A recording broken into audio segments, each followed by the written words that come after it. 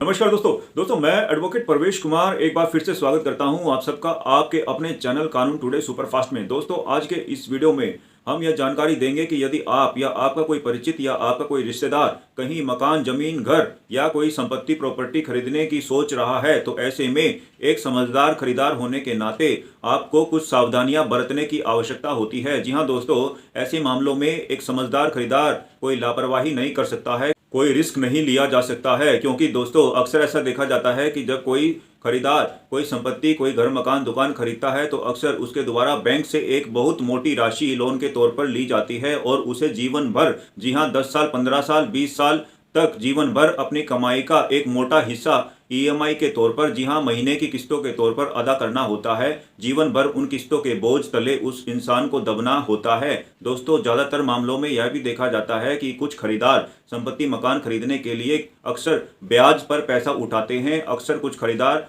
भारी कर्जा भी उठाते हैं। ऐसे में दोस्तों मकान, जमीन के मामलों में किसी तरह का रिस्क नहीं लिया जा सकता है, जिसके चलते उस खरीदार को जीवन भर परेशानी उठानी पड़ सकती है, उसके बच्चों का भविष्य भी खराब हो सकता है। तो ऐसे में दोस्तों एक खरीदार को बहुत ही सावधान, बहुत ही सतर्क होने की आवश्यकता होती है।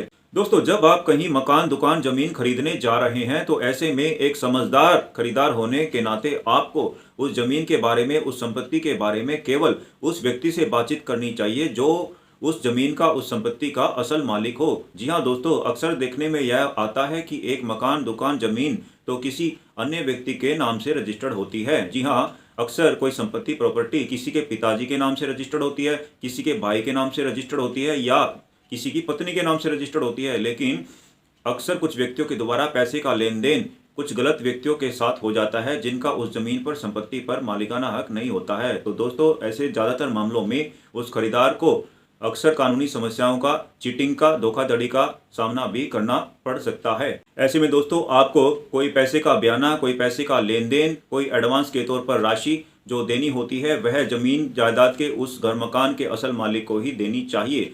दोस्तों एक समझदार खरीदार होने के नाते आपको यह भी चाहिए कि आप जिस मकान को, जिस जमीन को, जिस दुकान को खरीदने जा रहे हैं उसकी लंबाई चौड़ाई की पैमाइश सही तरीके से करवा लेनी चाहिए। दोस्तों आपको यह भी पता होना चाहिए कि उस संपत्ति के, उस मकान, जमीन के पूर्व, पश्चिम, उत्तर, दक्षिण में किस किस के मकान मौजूद हैं, किस किस के मकान मौजूद हैं, किस दिशा में गली है। जी हाँ दोस्तों, उस संपत्ति की चारों दिशाओं का ज्ञान, चारों दिशाओं की जानकारी आपको होनी चाहिए। दोस्तों एक समझदार खरीदार होने के नाते आपको यह भी चाहिए कि जो मकान, जो दुकान, जो जमीन आप खरीद रहे हैं उसकी असल कागज की जानकारी, जी हाँ असल कागजात की जानकारी आपको होनी आवश्यक है। दोस्तों आपको केवल वही मकान, दुकान, जमीन खरीदनी है जिसकी एक रजिस्ट्री हो, जी हाँ जिसकी सेल डीड रजिस्टर्ड हो। आपको कोई भी संपत्ति कच्चे कागज वाली नहीं खरीदनी होती है। जी हाँ, आपको उस संपत्ति को खरीदने से बचना होता है जो नोटरी के कागज पर खरीदी गई हो, जो किसी वसीयत के आधार पर आपको बेची जा रही है, या कह लें कि जो general of power of attorney, या कह लें कि जीपीए बना करके आपको बेची जा रही है। दोस्तों कई मामलों में यह भी देखा जाता है कि अक्सर बेचने वाली पार्टी खरीदार को, या कह लें कि खरीदने वाले पार्टी को यह दबाव बनाती हैं, अक्सर उन्हें बहलाया फुसलाया जाता है, अक्सर उनसे कहा जाता है कि आप एक सेल डीड रजिस्टर्ड मत करवाइए, आप रजिस्ट्री मत करवाइए, आप व्यर्थ ही बिना मतलब के आप 5 से 7% की राशि को वेस्ट मत कीजिए। जी हाँ दोस्तों, यदि आप सेल डीड रजिस्टर्ड करवाते हैं तो आपको 5 से 7% की राशि रजिस्ट्रेशन शुल्क के तौर पर, एक राजस्व शुल्क के तौर पर, स्टाम्प ड्यूटी के तौर पर सरकारी खजाने में जमा करवानी होती है। ऐसे में दोस्तों आपको अक्सर यह लालच दिया जाता है कि यदि आप 10 लाख, 20 लाख, 30 लाख की कोई प्रॉपर्टी खरीदते हैं तो ऐसे में 5 से 7% की राशि एक बहुत बड़ी राशि निकल करके आती है। ऐसे में आपको कुछ पैसों की बचत का लालच दिया जाता है। ऐसे मामलों में दोस्तों आपको बिल्कुल भी पैसे की बचत के लालच में नहीं आना है। दोस्तों यदि आप रजिस्टर्ड शुल्क को बचाने के लिए, यदि आप सेल डीड रजिस्टर नहीं करवाते हैं, यदि आप रजिस्ट्री नहीं करवाते हैं, तो दोस्तों ऐसे मामलों में उस खरीदी गई संपत्ति, प्रॉपर्टी के सरकारी रिकॉर्ड में मालिक के तौर पर आपका नाम कभी नहीं आ सकता है। उस संपत्ति, प्रॉपर्टी पर जो मालिक के तौर पर नाम रजिस्टर्ड होगा वह उस बेचने वाली पार्टी के नाम से ही होगा। जी हाँ, वह बेचने वाली पार्टी ही उस मकान, जमीन की असल मालिक बनी रहेगी। ऐसे में आपको, आपके बच्चों को, आपके परिवार को भविष्य में कई तरह की कानूनी समस्याओं का, परेशानियों का सामना भी करना पड़ सकता है। इसलिए आपको केवल और केवल एक सेल डीड रजिस्टर्ड करवा करके अपनी संपत्ति की रजिस्ट्री करवानी आपको आवश्यक होती है, अनिवार्य होती है। दोस्तों किसी मकान को, दुकान को या घर को खरीदने से पहले कुछ बेसिक कागजातों का, कुछ डॉक्यूमेंट्स की जानकारी का होना भी आवश्यक होता है। जी हाँ, आपको वह डॉक्यूमेंट चेक करने होते हैं। आपको पहले नंबर पर यह देखना है कि क्या उस संपत्ति प्रॉपर्टी की रजिस्ट्री है, क्या उसकी सेल डीड रजिस्टर्ड है। ऐसे में दोस्तों आपको यह भी देखना होता है कि क्या उस संपत्ति का, उस मकान, दुकान का, उस जमीन का दाखिल खारिज हो चुका है, म्यूटेशन हो चुका है, क्या उस संपत्ति की प्रॉपर्टी आईडी बन चुकी है, क्या उस संपत्ति का, मकान का, घर का हाउस टैक्स भी आता है, हाउस टैक्स भरा जाता है। दोस्तों इन सब बेसिक डॉक्यूमेंट्स की जानकारी, इन जरूरी कागजात की जानकारी आपको होनी चाहिए। दोस्तों जब आप यह देख लेते हैं कि सभी जमीन जायदाद के डॉक्यूमेंट्स, कागजात पूरे हैं, तो ऐसे में आपको यह चाहिए कि आप सेल डीड रजिस्टर्ड अवश्य करवाएं। जी हाँ, यदि आप अपने नाम से, एक पुरुष होने के नाम से अपने नाम से सेल डीड रजिस्टर्ड करवाते हैं तो आपको ज़्यादातर राज्यों में 7% की राशि एक राजस्व शुल्क के तौर पर, एक स्टाम्प ड्यूटी के तौर पर जमा करवानी होती है। वहीं किसी महिला के नाम से आप रजिस्ट्री करवाते हैं तो आपको 2% की बचत हो जाती है। यह 2% की बचत भी बहुत बड़ी बचत हो जाती है दोस्तों, जब आप कोई 20-30 लाख, 50 लाख या उससे ऊपर की कोई संपत्ति खरीदते हैं।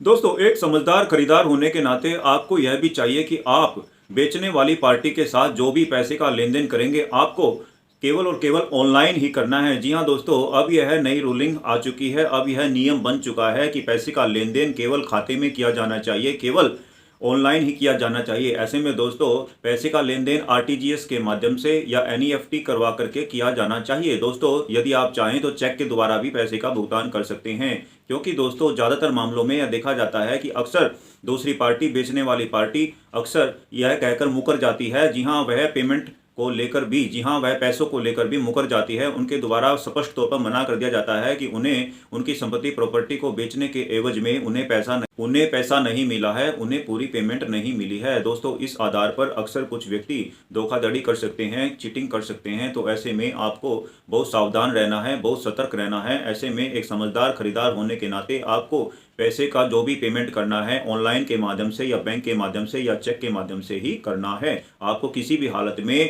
कैश पेमेंट देने से बचना है।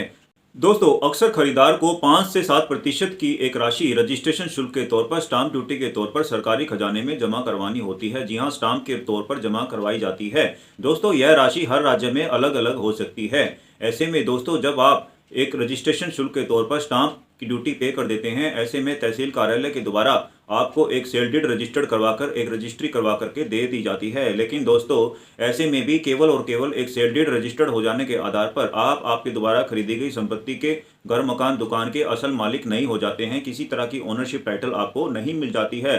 दोस्तों इसके लिए आपको यह चाहिए कि आपका नाम मालिक के तौर पर सरकार के रिकॉर्ड में, गवर्नमेंट के रिकॉर्ड में लिखा जाना आवश्यक होता है। ऐसे में दोस्तों रजिस्ट्री हो जाने के जल्द से जल्द, जी हाँ सेल डीड रजिस्टर्ड हो जाने से जल्द आपको तहसील कार्यालय में जाकर के अपने एरिया के पटवारी साहब से मिलना होता है। जी हाँ दोस्तों, तहसील कार्यालय में एक दाखिल खारिज का रजिस्टर मेंटेन किया जाता है, जिसे अंग्रेजी में म्यूटेशन के रजिस्टर के नाम से जाना जाता है, जिसे कहीं कहीं इंतकाल के नाम से भी जाना जाता है। ऐसे में दोस्तों आपको चाहिए कि आप अपनी संपत्ति का म्यूटेशन करवा लें, दाखिल खारिज करवा लें, या कह लें कि इंतकाल किया जाना आवश्यक होता है। दोस्तों जब आप आपकी संपत्ति का, मकान, दुकान का दाखिल खारिज करवा लेते हैं तब ही आपका एक मालिक के तौर पर नाम सरकार के रिकॉर्ड में, गवर्नमेंट के रिकॉर्ड में दर्ज हो जाता है। दोस्तों दाखिल खारिज जैसा कि उसके नाम से ही स्पष्ट है। दोस्तों दाखिल खारिज में दाखिल का मतलब होता है एक नए खरीदार का नाम मालिक के तौर पर उस रजिस्टर में लिखवा दिया जाता है। ऐसे ही दाखिल खारिज में खारिज का मतलब यह होता है कि उस रजिस्टर से बेचने वाली पार्टी का नाम मालिक के तौर पर जो होता है उसे काट दिया जाता है, उसे निरस्त कर दिया जाता है। इसे ही खारिज किया जाना कहते हैं। दोस्तों एक संपत्ति का, मकान, जमीन का दाखिल खारिज हो जाने के बाद ही आप सरकार के रिकॉर्ड में, गवर्नमेंट के रिकॉर्ड में उस संपत्ति के, उस प्रॉपर्टी के असल मालिक के तौर पर जाने जाते हैं। आपको ओनरशिप टाइटल मिल जाता है। आइए दोस्तों अब हम जानेंगे कि यदि किसी लापरवाही के चलते या किसी अन्य कारणवश यदि कोई खरीदार अपने द्वारा खरीदे गए घर, मकान का म्यूटेशन नहीं करवा पाता है, दाखिल खारिज नहीं करवा पाता है, या कह लें कि इंतकाल दर्ज नहीं करवा पाता है, तो ऐसे में उस खरीदार को किस तरह की कानूनी समस्याओं का या किस तरह की अन्य परेशानियों का सामना भी करना पड़ सकता है। दोस्तों, जैसा कि हमने पहले यह बताया था कि जब कोई व्यक्ति अपने द्वारा खरीदी गई संपत्ति प्रॉपर्टी का दाखिल खारिज नहीं करवाता है, म्यूटेशन नहीं करवाता है, तो ऐसे में खरीदार के तौर पर जो सरकार के रिकॉर्ड में नाम रजिस्टर्ड होता है वह बेचने वाली पार्टी का ही बना रहता है। तो दोस्तों, ऐसे हालातों में अक्सर इस चीज का फायदा उठाते हुए कुछ बेईमान लोग धोखाधड़ी करके, चीटिंग करके उस खरीदार की संपत्ति को, प्रॉपर्टी को किसी अन्य व्यक्ति को बेच भी सकते हैं। ऐसे में दोस्तों, जब वह खरीदार जिसने वह संपत्ति, वह प्रॉपर्टी बैंक से लोन लेकर खरीदी थी, या कह लें कि कहीं से लोन लेकर, कहीं से कर्जा लेकर के खरीदी थी, ऐसे में जब उसकी संपत्ति को, प्रॉपर्टी को किसी अन्य व्यक्ति को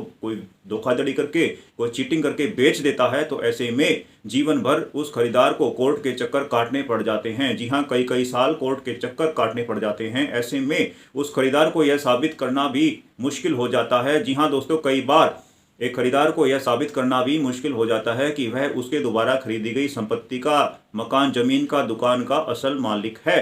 दोस्तों, इसलिए एक सेल डीड रजिस्टर्ड हो जाने के बाद, एक रजिस्ट्री बन जाने के बाद एक खरीदार को यह आवश्यक होता है, यह चाहिए कि वह अपनी संपत्ति का, अपनी प्रॉपर्टी का दाखिल खारिज अवश्य करवा ले। म्यूटेशन या कह लें कि इंतकाल दर्ज करवाया जाना बहुत जरूरी होता है। दोस्तों, एक समझदार खरीदार होने के नाते जब आप कहीं घर, मकान, दुकान खरीदने जा रहे हैं तो आपके द्वारा यह सुनिश्चित कर लिया जाना चाहिए, आपको यह जरूर देखना चाहिए कि उस एरिया में सीवरेज की सुविधा होनी चाहिए। जी हाँ, वहाँ पर नाली सिस्टम नहीं होना चाहिए, नाली का पानी वहाँ इकट्ठा नहीं होना चाहिए। दोस्तों, अक्सर ऐसा भी देखा जाता है कि कुछ एरिया में, कुछ जगहों पर बरसात का पानी इकट्ठा हो जाता है और कई कई दिन तक पानी की निकासी का प्रबंध नहीं होता है। ऐसे में दोस्तों, आने जाने में बहुत असुविधा हो सकती है। ऐसे में दोस्तों, जिन जगहों पर पानी की निकासी का प्रबंध ठीक से नहीं होता है, जहां पर बरसात का पानी कई कई दिन तक इकट्ठा हो जाता है, जमा हो जाता है, तो ऐसे में उस खरीदार को दो पहिया वाहन से, मोटरसाइकिल से, कार से आने जाने में समस्या होती है, परेशानी होती है। ऐसे में दोस्तों, बरसात का पानी जब कई कई दिन तक इकट्ठा हो जाता है तो ऐसे में भविष्य में उस खरीदार को, उसके बच्चों को कई बीमारियों का, कई परेशानियों का सामना भी करना पड़ सकता है। दोस्तों, एक सेल डीड रजिस्टर्ड हो जाने से पहले, एक रजिस्ट्री बन जाने से पहले अक्सर खरीदार के बीच में और बेचने वाली पार्टी के बीच में एडवांस के तौर पर पैसे का लेन देन किया जाता है। जी हाँ दोस्तों, अक्सर 10% की राशि खरीदार के द्वारा बेचने वाली पार्टी को एडवांस के तौर पर दी जाती है।